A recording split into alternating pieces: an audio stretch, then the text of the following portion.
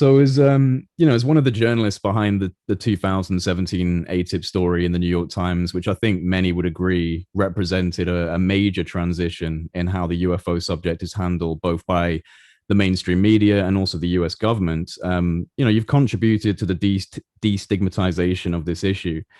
But the stigma still remains in mainstream media. It's still very present, and there are aspects of this conversation that are still considered too challenging or controversial for mainstream press to take seriously right now.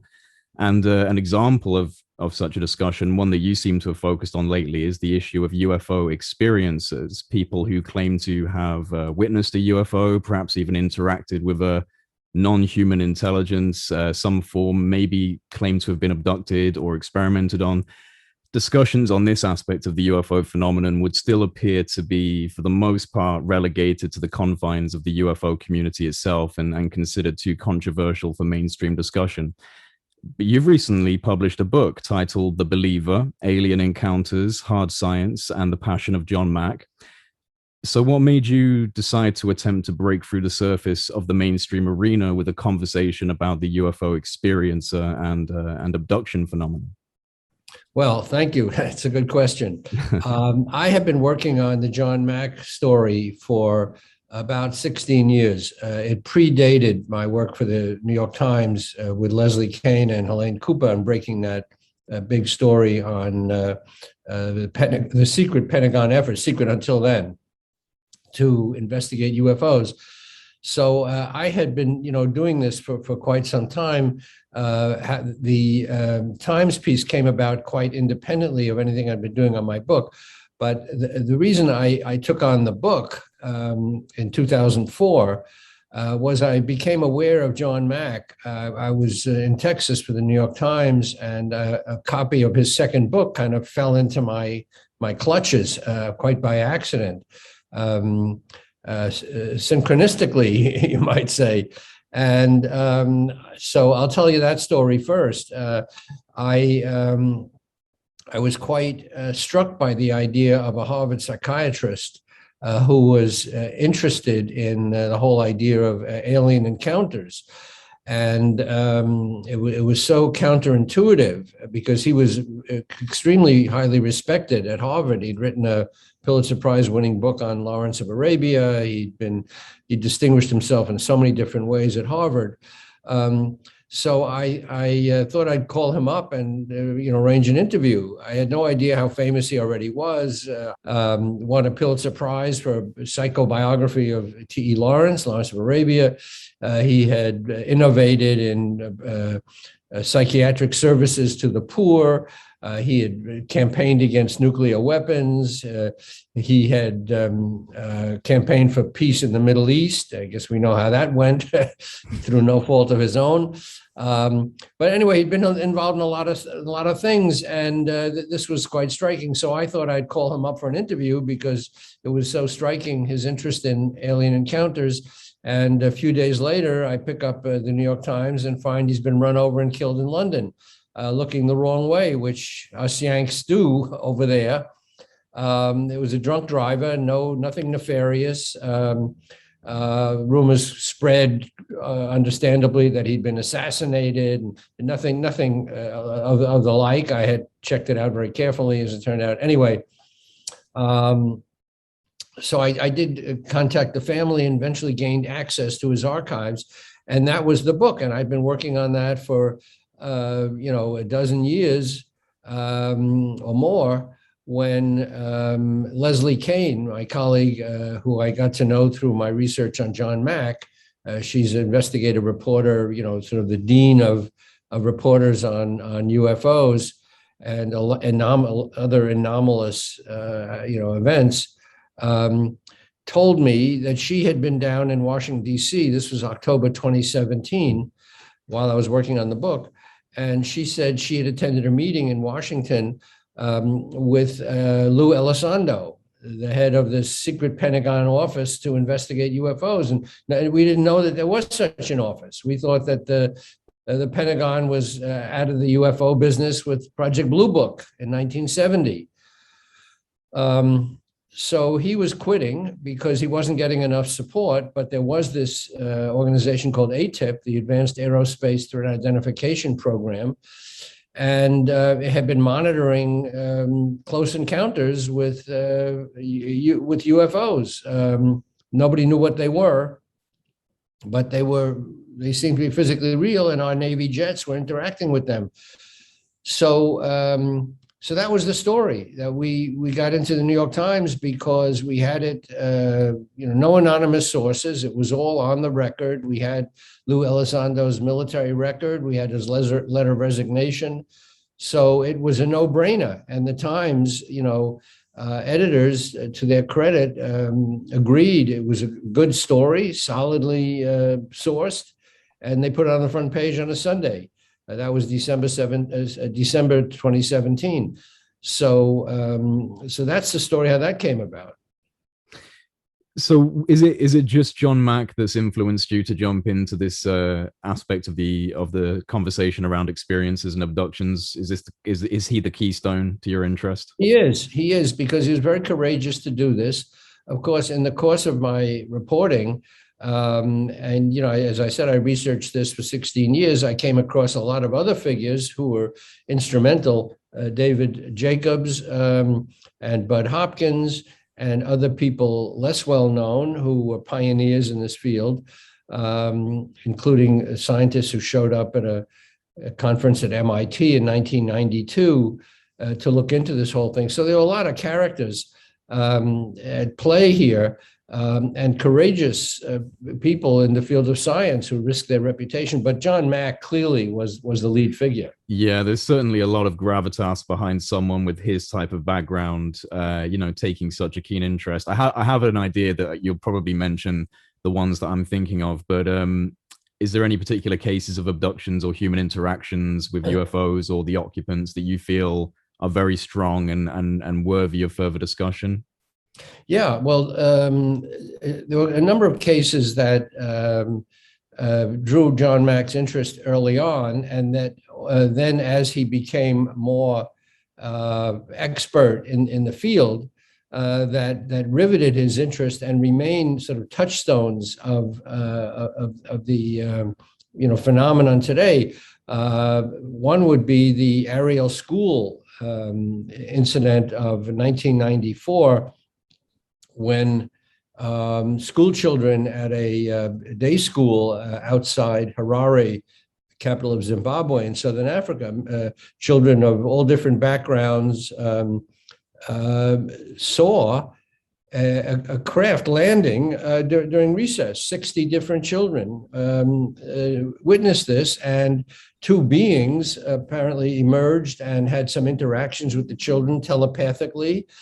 The children all described the encounter separately and consistently with each other. They drew pictures of it for John Mack. John Mack dropped everything at the time and rushed there with a camera crew and documented that case, which remains really one of the most interesting cases to date, because it involved children who presumably were uncontaminated, by the culture. They hadn't read books about UFOs and aliens. They hadn't seen movies about them. And they were pretty innocent, and their accounts were quite consistent and compelling. So that's one case that jumped out. And another case that John Mack investigated early that I found very compelling, and he found compelling, was a story of two teenage girls who had a sleepover.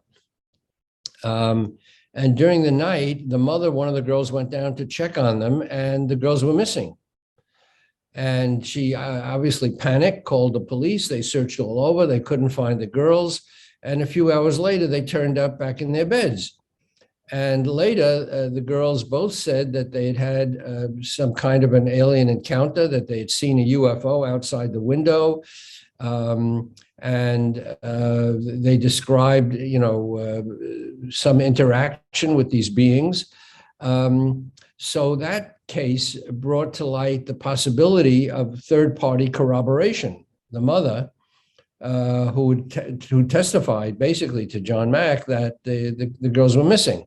And not in all cases, this was not true, that people have been abducted or had abduction type experiences when they were not missing. Another case that John Mack learned of that really was fascinating was of a woman who fainted in her husband's arms.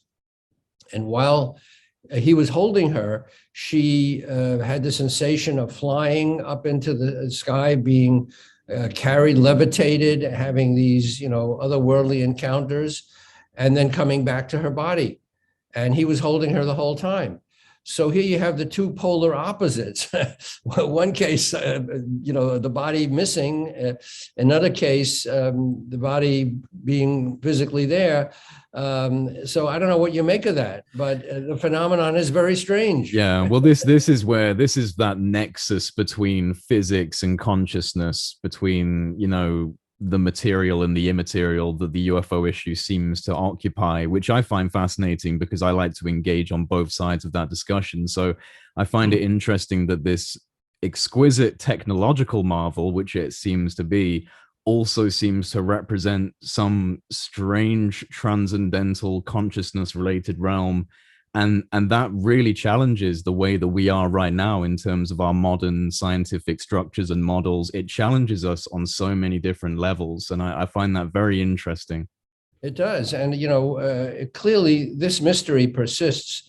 What gets me are the people, the so-called, skeptics and debunkers who are ready, with a solution. And they say, well, they know this is sleep paralysis. Well, a lot of these incidents, don't happen at night. They happen when people are driving in their cars or out by themselves, awake and about. So, John Mack looked into all the possible explanations that the people were deluded or mentally unstable or mentally ill, or that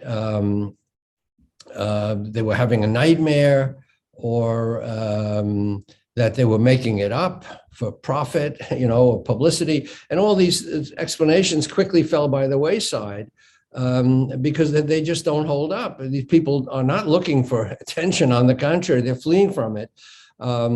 There's no consistent pattern to the people who are encountering this. And in some cases, they're the young children, some cases really young children, like 2 years old, who don't even read. One little kid said, "Mommy, little man, take me up into the sky. I fly in the sky."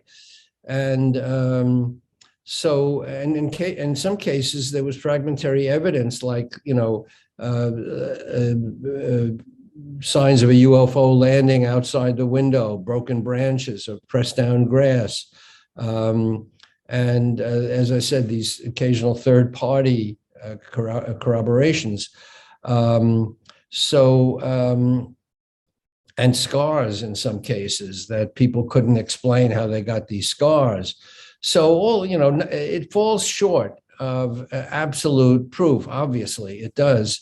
And we don't know in what reality these things are taking place. But clearly, from John Mack's extensive research, and I've talked to some of these experiencers myself, the easy explanations, don't add up. Yeah. Well, as an experiencer myself, I have to agree, because that was, the things that I was lucky enough to see are the reason why I'm doing what I'm doing still, and pushing forward with my platform and trying to learn more. So I totally respect the people that are claiming to have experiences, and I also understand the aggravation that comes with what seems to be a deliberate subjectiveness to the issue, because there's no evidence for my experiences. There's rarely evidence for other people's experiences. You have to pretty much just go on how credible they seem to you and how sane they seem to you, and that's an interesting issue with this, because I would imagine that it's deliberately done. For whatever reason that they're interacting, it seems to be deliberate, that they don't want you to have irrefutable evidence of it. That's a very good point, Jay, that It is a signature hallmark of the phenomenon that it doesn't lend itself to being documented. People have set up cameras with tripwires and recording devices, and they just don't record the encounters. People emerge with fogged memories or wiped memories. Sometimes they're enhanced through, hypnosis or, memory enhancing procedures like relaxation techniques, etc. But this phenomenon, as you say, better than anybody, does not lend itself to documentation, and often the experiencers are the most confused. It's not like they're rushing to tell you of an experience and they know all about it. They don't understand themselves why they have been picked out.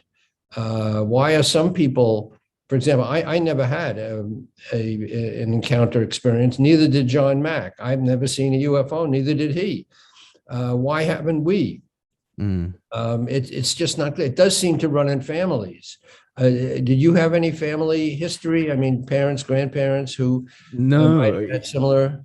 Funnily enough, I was talking to my grandma today, and one of the famous stories of the family is it's not a UFO story, but it's a ghost story. One of my auntie who lives on a farm that's been in the house for like generations. She had an experience where a woman, she was in the kitchen looking down the hallway, and a woman in what looked like Victorian dress walked past the corridor, and she saw her clear as day. And she turned and looked past. My auntie said she looked past her, and as if not really recognizing that my auntie was standing there at all, and then walked straight through the wall. But she walked through the wall with the motion of opening a door, and there used to be a door there that was no longer there. And so it was like, and she's a very, she's a very well-to-do and reliable kind of person. It's the only time she's ever given us a story like this, and we all believe her. But it was, me and my grandma were literally talking about this today, and we're convinced it was just some ripple in time. It seems like it was an event that did occur once, because it was almost like she was walking, looked, saw her husband, and smiled, and then went through the the door that used to be there. And so yeah, but no UFOs. I seem to be the outlier, unless they're not telling me something. I seem to be the outlier. That really is interesting, because again, what gives this phenomenon such immediacy, and I would almost say credibility, is the fact that people like you are not making up a story that it all hangs together. I mean, it is still so peculiar and so mysterious that here's a case, as you say, of no UFO, no abduction.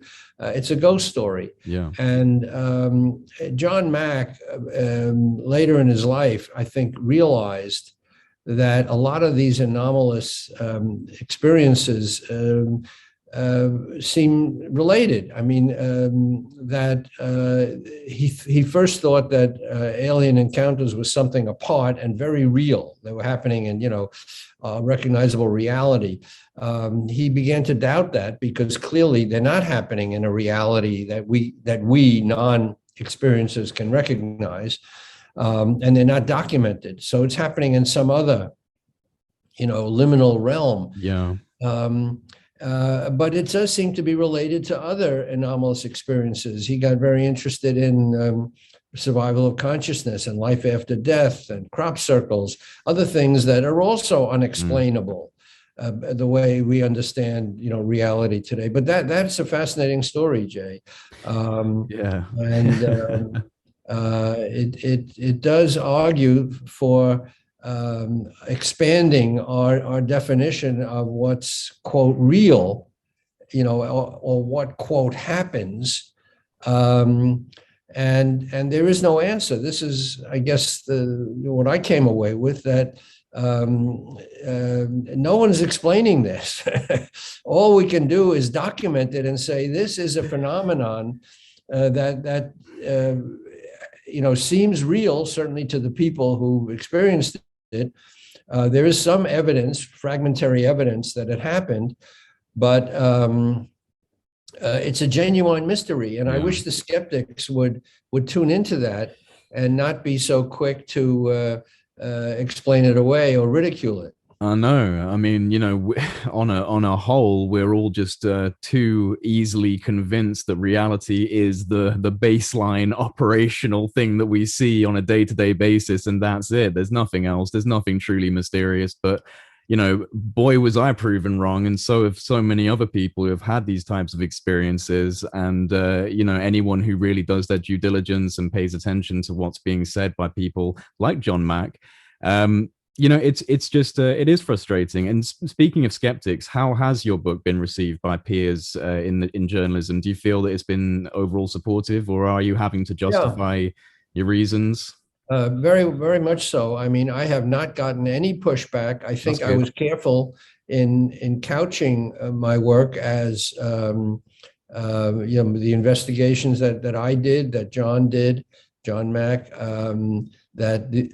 these are accounts of experiences that by their very nature are impossible to prove, scientifically at this point, definitively. And yet, John argued for the value of witnessing.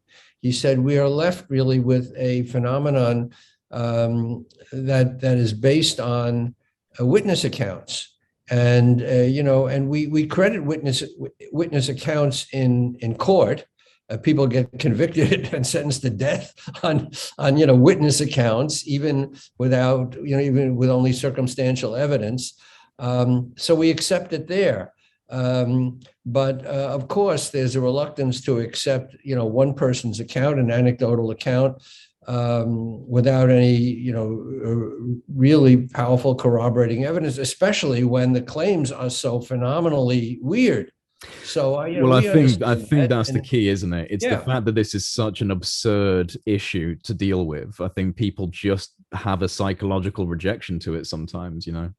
And the stories get wilder and wilder. I mean, the accounts, that's another thing that impressed John Mack, is that while there was a basic consistent narrative, general narrative of people who spot some kind of a craft, they spot alien beings, they are transported through walls or windows, solid, walls to some kind of a craft, and then they're subject to certain pseudo-medical experiments, sometimes the taking of eggs from women and sperm from men for the apparent production of a hybrid race, which they are re-abducted later to visit.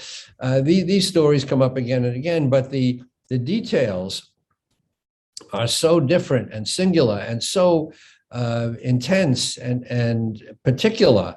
You have to feel it's who would make this up? I mean, it's just impossible. The level of detail, the strangeness.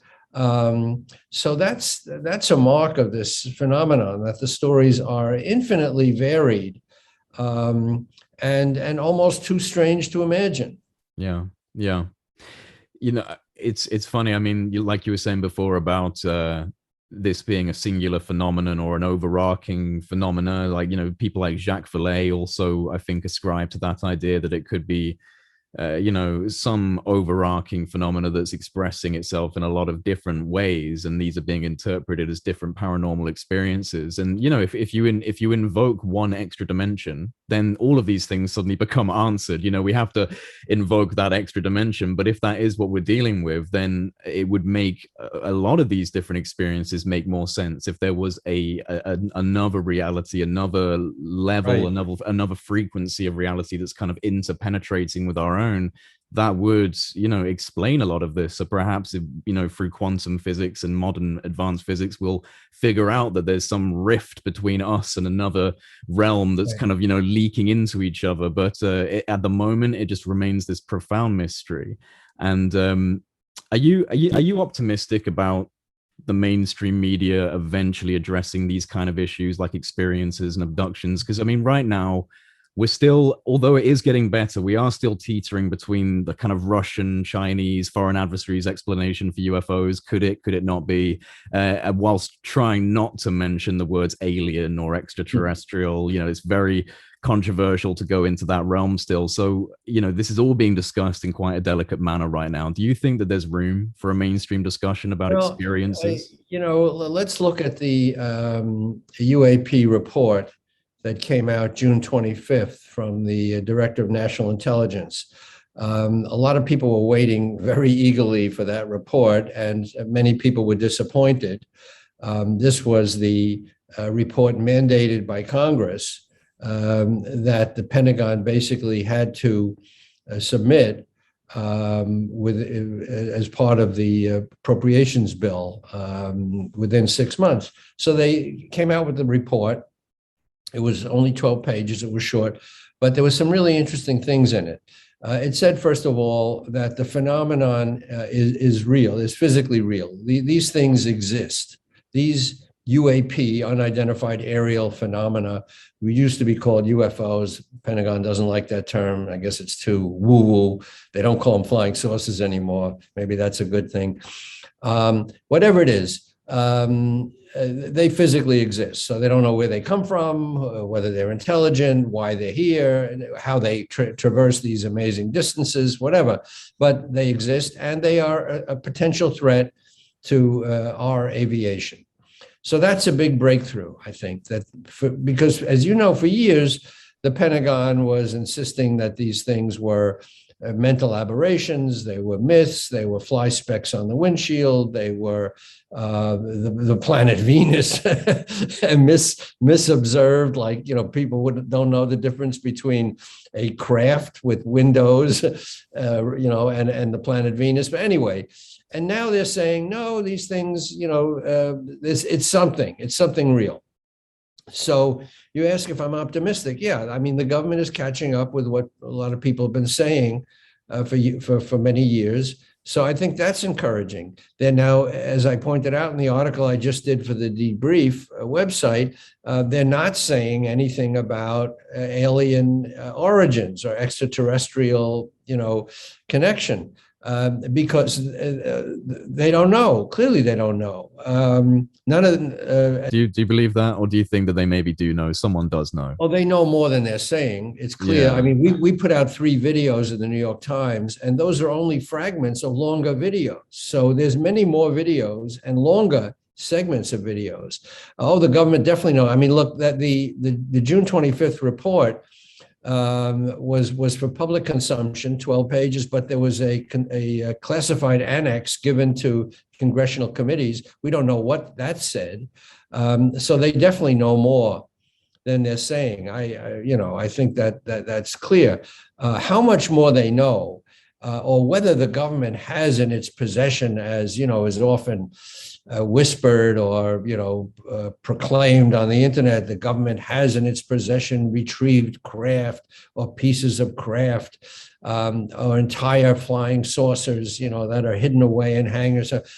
I don't know that. That's whatever the government has been able to retrieve, if anything at all, is classified. Yeah. Yeah. I mean, I definitely think it's interesting that you've had. I mean, you've spoken to him yourself, so you would know Eric Davis. Talking about crash retrievals. There's no getting around that. He briefed congressional staffers on right. We reported that in the Times, and that, again, I'm very proud of that story. It was a very carefully written and reported story that said that Eric Davis and some others briefed congressional staff on reported retrievals of material from crashed UFOs. Now, we didn't say that the government has these materials. We said that Eric Davis showed slides, one of which we showed in the New York Times, citing the possibility of materials obtained from crashed UFOs, from off-planet vehicles, I think was the kind of the phrase, off-planet vehicles. Now, if congressional staff were briefed on that. That's interesting. That takes it up a level. It shows that some people, like Eric Davis, were comfortable enough sharing this information with certain people in our government. Now we don't know beyond that, what's there.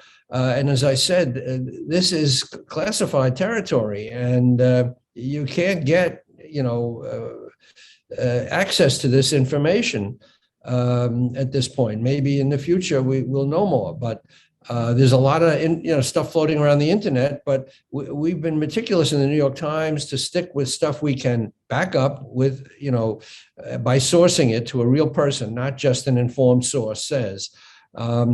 So when you require people to speak on the record, it's much more difficult. You get a lot less, but at least the information is worth more. So yeah, it's a difficult thing, especially when if you've been given off-record statements that would be very beneficial on record, but they are reluctant to step into that terrain and do that for the obvious risks. Obviously, as you're saying, classified territory, national security, the breaking of NDAs. You're talking about very serious territory here with real consequences to these people. So I understand it, and I think everyone else really deep down does understand it, but we all have this niggling suspicion, probably more than a suspicion for some people, that there are these monumentally important things being hidden away from us, not just on the experiencer side, but as we've just drifted into this material science discussion. And it's a shame that we have to be in that kind of position with stuff like this, Yeah, it is. And I mean, some of it is national security related.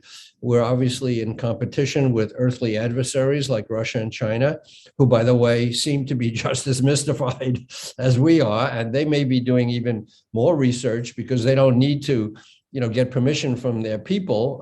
They're, more authoritarian, so they can do things without having to explain them to voters. That basically debunks the idea that, what we're seeing up there or underwater, sometimes they're underwater, emerging from and entering the ocean, that these could be secret Russian or Chinese or other foreign technology or our own secret, weapons. But we have pretty much discounted that because, first of all, the U.S. wouldn't be flying UAP or UFOs in airspace where it could collide with our own pilots. It would be a terrible scandal if that ever came out. And there have been close near misses.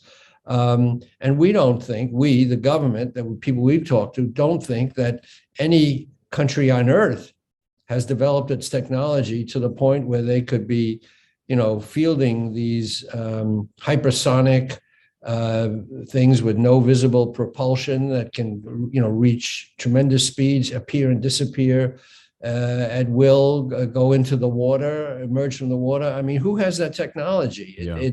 It's pretty unimaginable. So, the UAP report that came out June 25th, it was interesting. It cited all these possible explanations. It said, well, it could be naturally occurring phenomena like ice crystals, or it could be weather balloons, or it could be Russian or Chinese, and then number 5, it could be other. That's a big category, other. So they lump it in with other. But other is, of course, the most interesting. Other is the most interesting. I remember reading that and going, oh, for goodness sake. That's right. All of this. It's all in the other bin. They've just thrown it into the miscellaneous. Right. It's a shame. And also just speaking about the whole Russian-Chinese thing in terms of another reason why that can be pretty much, I mean, not for all, because there could be new developments, but I think in terms of the overarching issue of UFOs, there is a historical context that precedes 2004. Like, it didn't all start in San Diego in 2004. It started many, many years beyond that, maybe even thousands of years beyond that. But we definitely have records of testimonies of similar maneuvers, similar capabilities that go beyond the Wright brothers. So that's a good point. that's a very good point. That if you believe that the Russians and Chinese developed this technology, did they develop it before the Wright brothers? That collapses pretty quickly. But the government has to say this because it's one of the things you have to tick off, the boxes that you have to, if you're being, properly skeptical or conservative, you have to allow for, is this within the realm of possibility? But then the more you sort of discount that and say, no, that's not really possible. Yeah. Jumping back to the experiences stuff for a minute, during your investigations into the UFOs, and I'm speaking broadly here in terms of like the last 4 years or so, you've undoubtedly spoken to numerous individuals within the US intelligence and defense communities, people in Congress, people with credible backgrounds. And I'm just wondering if any of them told you that they've had experiences as well. How many people in government have you spoken with who will quietly admit to you that they themselves have had an experience? That's a good question. Several have. I mean, and again, this is not something that they go on the record with. But we're aware of some people who have had experiences that they won't admit publicly or on the record, but will acknowledge privately in discussion. So, one of the things John Mack found is that the group of experiencers does include people from all walks of life, including professionals, law enforcement people, psychiatrists, really a broad cross section of people, and that would, of course, would include politicians. And Fife Symington he was the governor of New Mexico, I believe, or Arizona.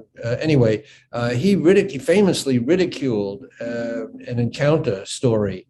And later admitted that he was wrong to do it. He made a big show of poking fun at it. He had somebody in an alien costume come on stage. Oh, that was the Phoenix Lights. Yeah, that was the Phoenix Lights. Okay. Yeah. And then later he admitted that he should not have made fun of it. He had reason to believe these encounters were truly mysterious. And but that's how politicians deal with it. Unfortunately, they make fun of it. And but the number of people who have experienced this does include people in government and people in high positions. As I say, it's not easy to get them to admit that on the record, but it is a broad cross. Look, Carrie Mullis, and this was in my article in the debrief, and it's in my book, won a Nobel Prize for chemistry. Very famous researcher who invented a way of replicating DNA quickly, millions and billions of times for study. So an authentic Nobel Prize winner shared the Pulitzer Prize for chemistry. And he had an encounter, nothing to do with a UFO. He saw a glowing, talking raccoon, he wrote in his book, that said to him, "Good evening, doctor." And the next thing he knew, it was the next morning.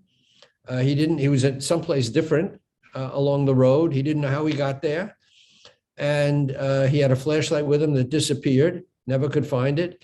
And then his daughter called him, this happened in Mendocino, California, and told him of an experience she had very similar. What? So, I mean, he's used to ask whether, people in government have had he's a Nobel Prize winner, had this experience. So go figure. That's an interesting one. Because of what he described it to be, that's incredibly strange. I mean, yeah, I've never heard of that one. Well, again, before. What's interesting is that these things don't follow a normal storyline. There are, talking raccoons and owls that fly into the car, and then the next thing, the people don't know where they are. They're, missing time. So these stories are very, very strange. Yeah, I can't remember who it was, but I do remember listening to a story from a woman. She seemed pretty credible when I was listening to her, but she was talking about childhood experiences where like a pirate ship would come down from the sky. Like she would see it through a bedroom window, and there'd be like a glowing pirate ship that would come down, and then she would get on board the pirate ship, and then it would turn into a UFO. It would it would become a spaceship as she entered into it. And other times it would appear like a big glowing Christmas tree, like things that would appeal to a child. And it's yeah, I can't remember. I remember hearing that, but I can't for the life of me remember who it was that was giving that testimony. But like you said, it seems, and it even ties into things that we can actually apply to evidence that's arisen. So, for an example, slide 9 from the ATIP slides that seems to talk about, the ability for cognitive interfaces and for this for the phenomenon to kind of skew our perceptions of cognition and our perceptions of time. And so you've got the ATIP slides that are discussing this kind of issue. And this is how it may be manifesting, is that it can manipulate how you perceive it, how you observe it. And for whatever reason, that can manifest as talking raccoons. Yeah, I mean, animals figure very largely in these stories. People say they were riding along a road at night and they hit a deer.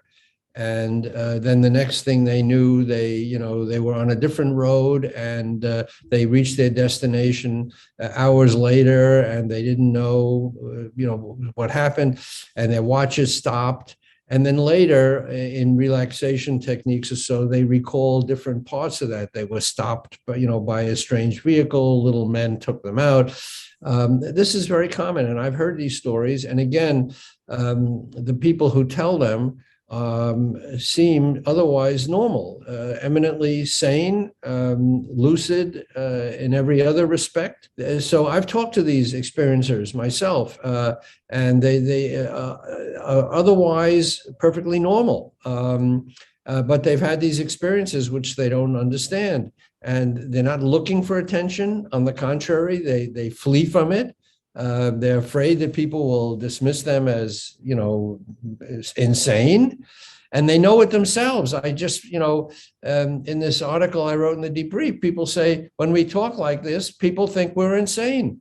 So they're the first ones who realize that, and that's why they're so reluctant. They meet in support groups, and they share their experiences with each other, but they're very reluctant to come forward.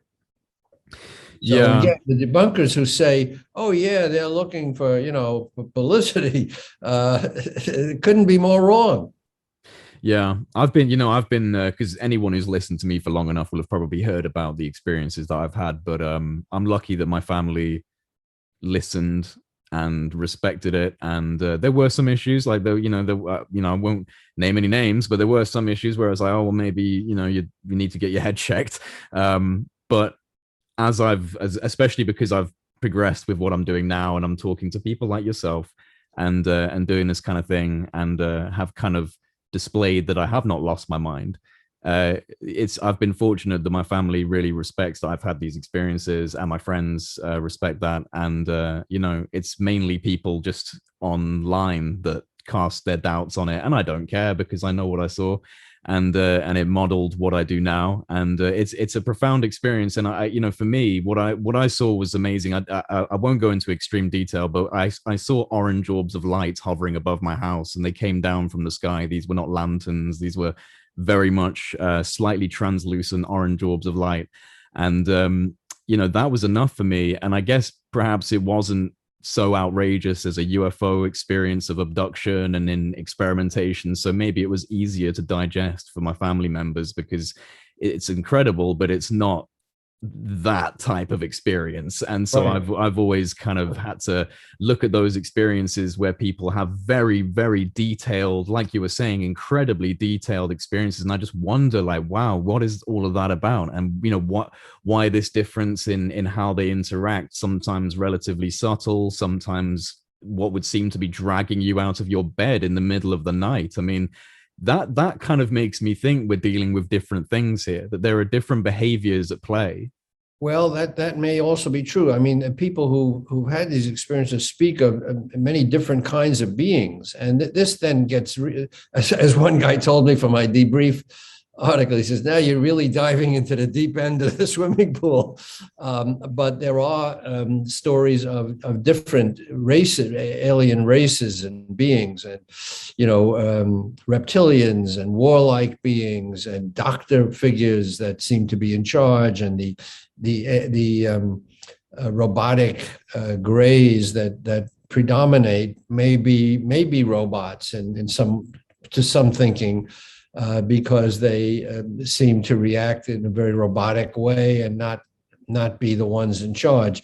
So, what made me think a little bit about your experience with the orbs, that things that are seen as one thing have a way of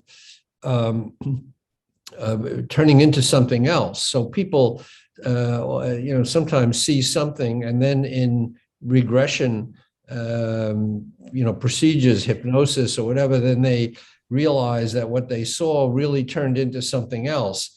So I've thought about that it could be even my own psychological reaction to something so adverse, something so drastic and different, that perhaps I imprinted something acceptable onto it, and that's the form of these. Or I have thought about that, and funnily enough, something that occurred with me the day after, because I don't want to go too deep into this because it's like a whole long thing, and we can do that at some point, maybe even if you want to go into it. But because my experiences did actually come from what is quite a controversial idea of initiating contact through meditative techniques. I got into a very, very calm state of mind, and I very coherently modeled my intentions on making contact. And this is, the experiencer is a controversial thing. The contactor is like an even more controversial thing. And it comes with some, explanatory baggage that is a long story for why I was actually in my garden doing that kind of thing. But and I did actually have success, because on 4 separate occasions, I saw these orange orbs of light in different formations on 4 separate occasions within the space of a month in August in 2019. And the first time I saw these orbs, the next day I woke up and I got out of the shower, and people have heard this, and I've got the photos as well. I got out of the shower and I went to dry off my my arm, and I immediately saw 3 very, very bright red, almost like cigarette burns, dots in a triangle formation. So it was like one there, and one there in a triangle. They have faded now, but they were there on my arm, and I've got the photos. They were there on my arm for well over a year. They're still very slightly visible, but basically what freaked me out about these is that when I saw them, there was no scab, there was no bump, there was no bruise, there was no inflammation, no skin trauma. I couldn't feel them. They just looked like scarred over skin. It looked like an old wound that had scarred over. There were three of these dots. I'll send you photos, Ralph, because I'm sure you'd love to see this. And I try to dismiss it. I don't know if it was completely 100% tied to that, but it's very strange, and I couldn't think of a rational explanation for them, because they stayed on my arm for so long. I mean, there's this red grid mark phenomenon. Yeah, I don't know if you're aware of that, but people have found these on their backs. Usually it's when there's a couple, the wife or the husband would notice it because it's on the back. You don't see it, but it's in a pattern of it's in a geometric pattern, red dots. And there's actually a website devoted to it where people are talking about this. So it's not uncommon. I mean, no. A lot of people have commented on it, and it's not associated. I looked into this a little bit. It's not necessarily associated with an abduction experience or a UFO sighting. It just appears. Yeah. And people don't know where it comes from, why, etc., what the purpose is or whatever. Anyway, but your experience brings that to mind. And again, there's a lot of room here for scientific investigation. And one of the things I say in my book, The Believer, at the end is science has devoted billions of dollars to various very worthwhile scientific inquiries. For example, 4 years ago now, scientists succeeded in getting an image of a black hole 55 million light years away. And you can multiply the zeros to see how far away that 55 million light years, they have an image of a black hole. Now, they were able to get that with different observatories literally around the world, all sending in pieces of a picture. And this was put together, and they have this very compelling image. Also, just a few years ago, they found this elusive particle, the Higgs boson, after billions of collisions underground. And they spent billions and billions of dollars to get this, all worthwhile. Well, spend a tiny portion of that and try to figure out what kind of experiences these people are having, which leave marks. And as I said, which come with fragmentary bits of evidence, like UFO sightings, and why some people have that, other people don't. It's a worthwhile scientific endeavor, and hopefully, science will get to the point, where they can look. Avi Loeb, in his very fine book on this object that came into our solar system, Oumuamua, which he argues in the book was not a natural object. It might have been intelligently devised and sent into our solar system. By the time it was detected, it was out again. It passed through, but he also argues for scientific investment. He doesn't like alien abduction because it goes through the human element. And he said, let's just stick to our instruments. Human beings are too complicated to figure out what they perceive. So I get that. But very interesting that he also argues for greater scientific investment. Yeah, and that's what we need. We need more scientific discourse, discussion on these types of issues. And I think it will come with the development of models, with challenges in, from neuroscience to quantum mechanics. We are, in my opinion, transitioning into new phases of science, which will start to give room for explanations or ideas or hypotheses behind what these types of things are. For me, it's particularly interesting, and I would be interested to know if you've given this any research interest. I understand that, obviously, and I think most people are aware that the idea of contacting the phenomenon is very controversial with the CE5 thing and Stephen Greer, and people are not a fan of that, and I understand. But this is, for me, people like Greer, all due respect to what he's been doing in the field, they've coined a term and capitalized a method, but this is a mystery of consciousness, the perturbing of the mind, the idea that it may be able to respond and interact externally from just your physical body. This is a real discussion. It's been going on for thousands of years, and there are people that have, proclaimed to be able to use their minds in amazing ways for thousands of years. So it's a very ancient, esoteric question that we're having to face within a modern lens presented by the UFO phenomenon, because for whatever reason, it does seem some aspect of it responds to levels of consciousness that I'm not quite sure what they are, but they seem to involve calming states and very clear intentions and coherent thoughts about what you want to see happen or what you want for, to occur. This is how it happened for me. So I'm just wondering, have you given that much thought within your journey of the experiencer? Yeah, I mean, I've given it some thought. I tell the story in my book of two meetings that John Mack had with the Dalai Lama. And, these were secret, by the way. It was never publicized. That John Mack kept transcripts of the sessions and his discussion, like the back and forth with the Dalai Lama, who is obviously no stranger to spiritual, experiences. And it didn't seem strange to him, particularly, that people were encountering other intelligences, alien beings, because Buddhist practice allows for a big understanding of the subtle realms and other things that happen, not in the reality we recognize, but in other realms, other realities.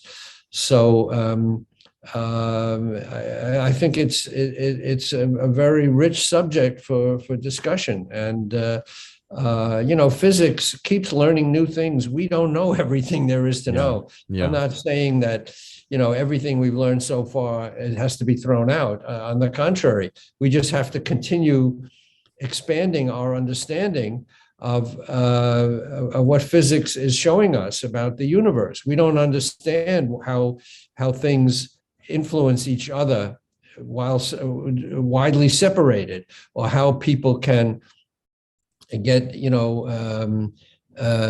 flashes of insight as to things that are going to happen, let's say, or remote viewing where they can see things thousands of miles away and get a clear picture in their mind of something that is far away. All this is in its infancy, this science, but it certainly intrigued the CIA, which funded this research for a long time. There's a lot out there to investigate.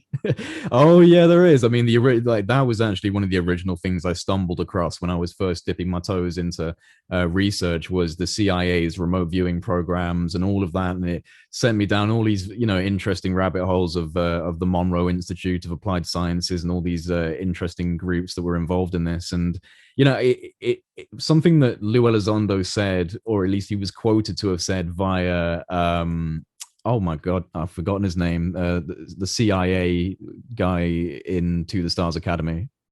Jim Semivan. Jim Semivan, yeah. Yeah, when Jim Semivan was doing a book signing, I think it was for, it was one of the books they were putting out through TTSA. And he said, I was speaking to my friend Lou, and Lou says that he thinks we'll find the truth to this subject within the nexus of consciousness and quantum mechanics. And I think that's exactly how I feel, that there is this core which involves both of these things, what some people may call the spiritual, and then the scientific, the physical and the non-physical, the quantum and the conscious. It seems like this conversation of UFOs interpenetrates with both of these conversations, and I find that really interesting, just based on my own outlook on life. And it almost seems as if we, at one point in very distant archaic history, we were a shamanic, quite psychedelic species of tribal groups, and that was the way we went. And then we went into technology, and we went into reductionist science and materialism. And it feels to me as if the UFO phenomenon almost represents a melding between these two things, between the shamanic, spiritual, psychedelic, transcendental, and the material science, quantum mechanics, propulsion, energy. It seems to exist within both of these realms, and makes me wonder, are we due a transition from shamanic to technological to techno-shamanic, techno-spiritual, or something like that? It gives me some level of optimism. Yeah, no, it's fascinating. Some of the experiencers say that in their interactions with alien beings and their astral travels, they encountered these beings who said that the UFOs are mentally controlled by them, that their physicality somehow depends on how they're conjured up in the minds of these beings. And that's sort of what you're saying, that there's a mixture of spiritual and technological that comes together somehow. And again, the revelations in the UAP report that these things exist physically are really quite striking. That now we know from the government itself that these things have left a signature in reality. They have a physicality. So they exist. They're not just some spiritual construct or archetype. So now that we know that they exist physically, we can try to pursue some of the other questions, like, where are they coming from? Who designed them? Why are they here? But it's a beginning. It's a very small beginning because it leaves open all the other questions. As a matter of fact, it makes the other questions more urgent. If they physically exist, well, how the hell do they get here? Who designed them? Why are they coming here? What's the purpose? Which, of course, those questions remain completely unanswered and mysterious.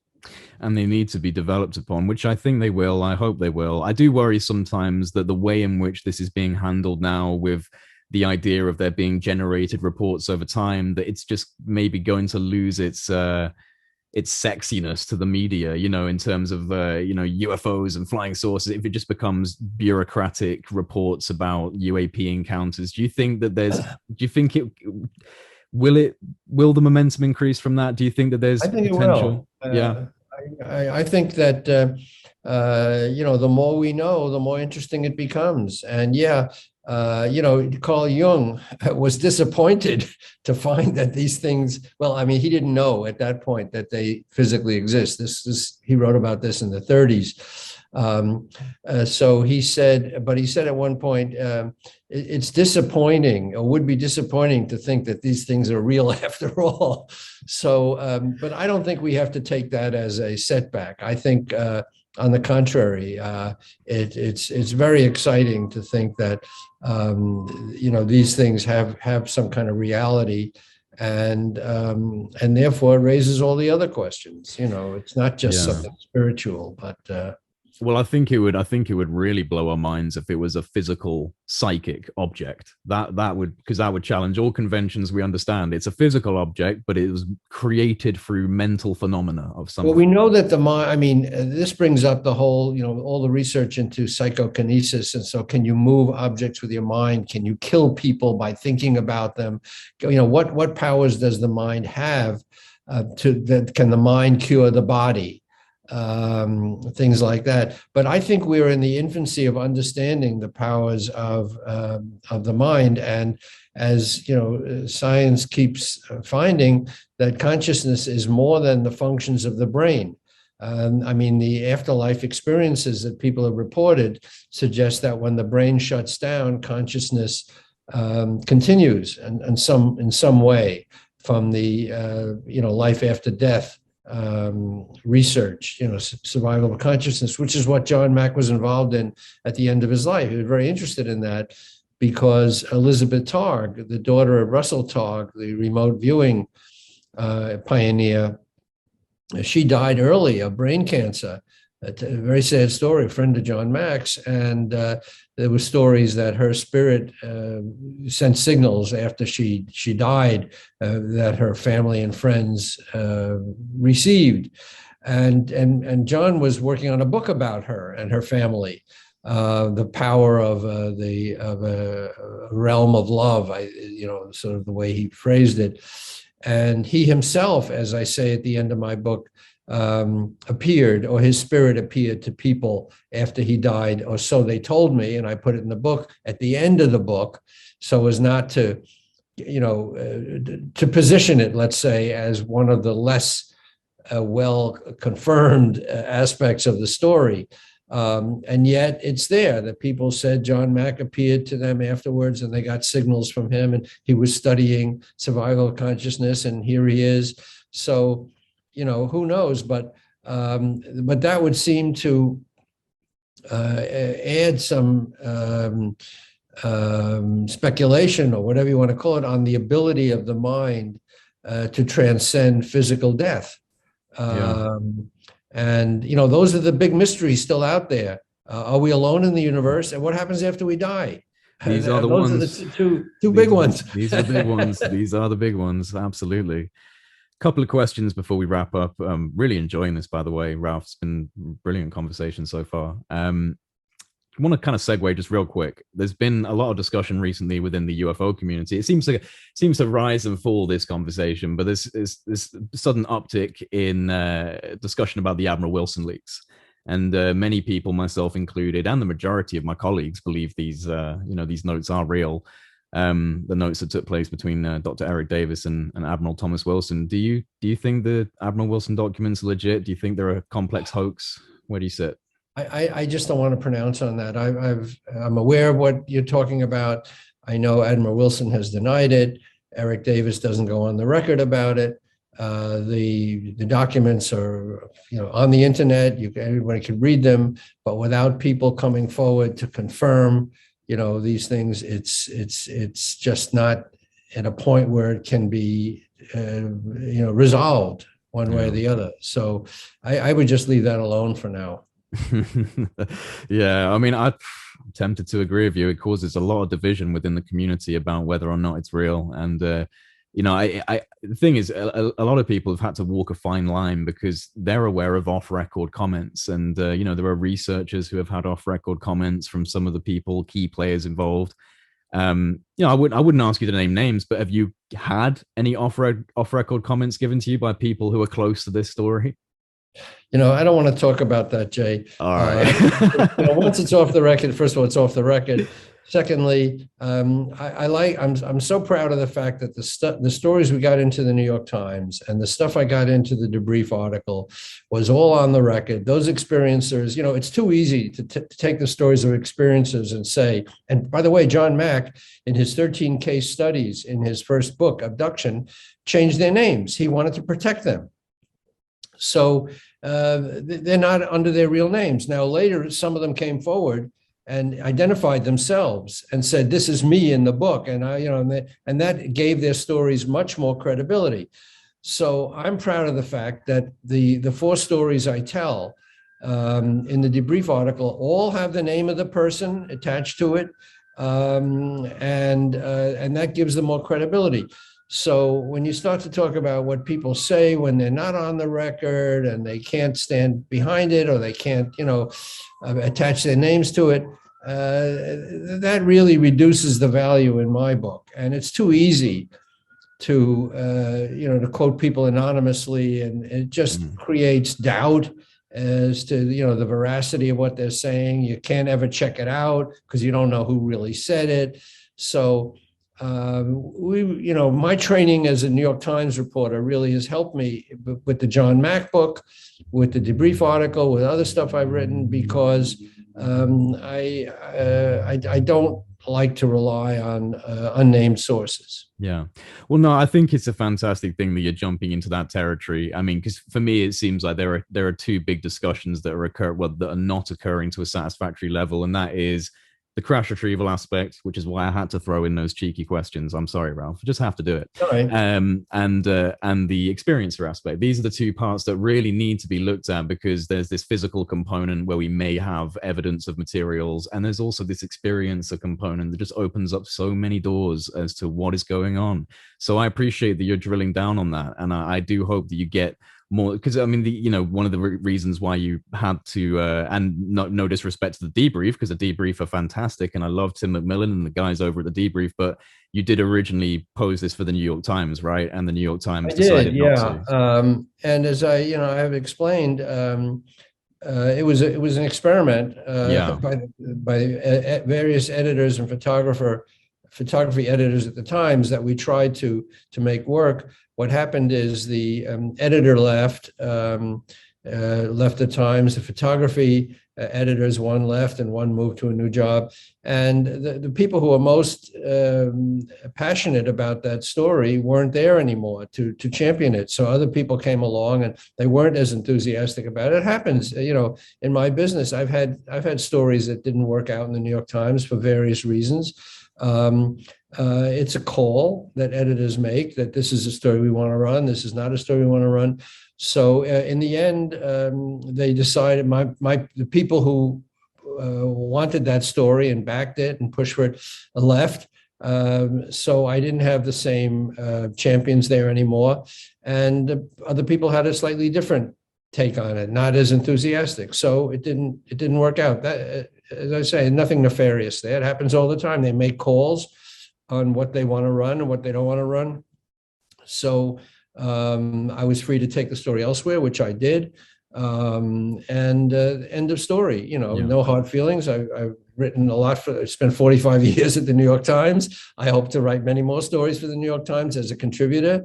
I've written stories since then for the Times, most recently just a few weeks ago on 9/11. So I have a good relationship with the Times. I don't hold them anything against them for, going back and forth on different proposed stories. So that's it. Well, but that's important, right? Because that alone, I mean, I can understand why they wouldn't maybe want to go with this right now. But that alone, the fact that you're able to still obviously contribute to the New York Times, you're still respected as a journalist, even though you're deciding to talk about these issues. That alone is a really good step forward, in my opinion. I don't know if you could have done that a few years ago if you suddenly decided to start pitching stories about abductions or experiences. I think that the time period we're in now seems to be the opportunity to do that. You know what I found out about the New York Times years ago, Jay? That you can discuss anything in the New York Times if you approach it right. And early in my career at the Times, a book called Human Sexual Response burst on the scene. It was Masters and Johnson, the same people who were behind that Netflix series I think it was Netflix, that TV series. And it was very pioneering research about sexuality and very explicit. So the book came out. The Times did a huge number on that book in terms of explaining what Masters and Johnson was saying about human sexuality, the physiology of human sexuality in great clinical detail in the New York Times. And what I learned from that is you can write about sex in the New York Times and sexuality and physical sex if it's done in the proper way. In other words, it's not lurid, it's not leering, it's not pornographic. It's there as a scientific approach, however you want to call it. So.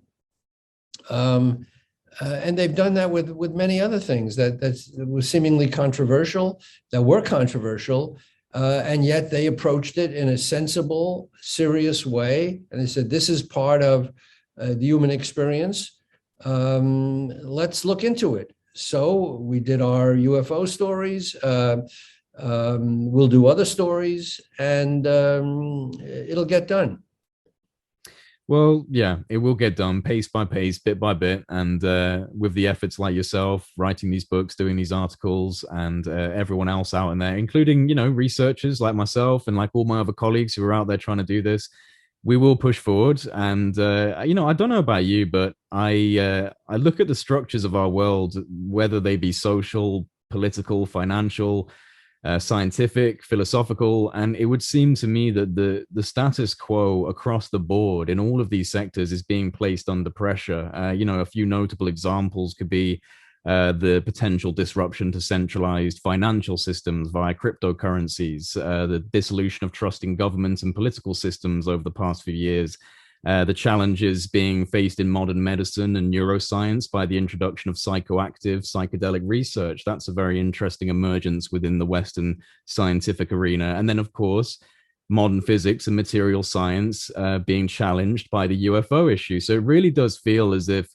the majority of our institutional strongholds, our models for what reality is, are being placed under a lot of pressure and a need to transform in order to make space. That's happened many times in human history. Absolutely, but that's kind of my point, is that we seem to be approaching a transition phase, and I have a strong feeling that there are a lot of these. Like you said, the reason why we're being put under these types of pressures is because this is what happens in history when we go forward as a civilization. So I was going to just finish this off with, do you feel optimistic? Do you see that there could be some positive changes on the horizon from things like UFOs being addressed and technologies getting better, and perhaps even studies into consciousness becoming more refined? Do you think that there's a light on the horizon? Because there's some pretty dark times ahead of us as well. Absolutely, but I am very optimistic. I think that people have been ahead of the government on this issue all along. When the government was saying there's nothing to it, people were saying, no, there is something to it, because I've seen these things. So sometimes the people have to bring the government along. And we move toward the light slowly, but we're moving, as Martin Luther King said, in the right trajectory. It's a long arc, but it moves toward justice. And I think we take steps forward, we take steps backward. Politically, the world is in a terrible mess. Nationally, ditto. But I think we're learning a lot. we're benefiting from our experience, and it's not easy. And, there's still a lot of ridicule around the subject. But when you look back at where we came from, that only a few years ago, they weren't even acknowledging the reality of UFOs, UAP. And now they say, yeah, they exist. So I'm optimistic. I'm optimistic with you, Ralph. And I just want to thank you for taking the time to sit down and have a talk with me again. It's been a while, but it's always a pleasure, and one to be repeated, I hope, in the future. I would also just like to encourage everyone who's listening to check out Ralph's latest book, The Believer, Alien Encounters, Hard Science, and the Passion of John Mack. Links will be in the description box below and also pinned to the top of the comment section. Yeah, Ralph, thank you. It's been a pleasure. Thank you, Jay. A real pleasure to see you again, and we'll do it again. All right. Take care. Bye-bye.